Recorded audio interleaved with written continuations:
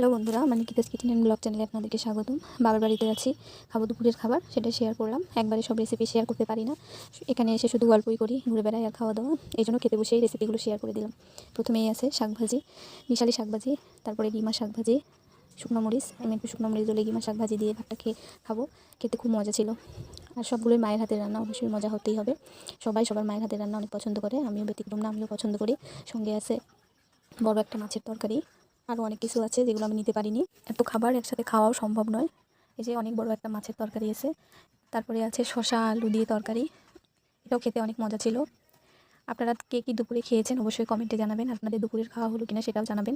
রেসিপিগুলো যদি ভালো লেগে থাকে অবশ্যই শেয়ার করে দেবেন এবং সাবস্ক্রাইব করে পাশে থাকবেন। আর রেসিপিগুলো যদি দেখতে চান অবশ্যই আমি সময় করে নিয়ে আপনাদেরকে রেসিপিগুলো দেখিয়ে দিব। অবশ্যই আমাকে কমেন্ট বক্সে জানাবেন। বলতে বলতে আমার খাওয়াও হয়ে যাবে, আর খেতে ছিল অনেক মজা। এই যে আমি শসার তরকারি দিয়ে ভাতটা খেয়ে নিচ্ছি, অনেক মজা ছিল খাবারটা।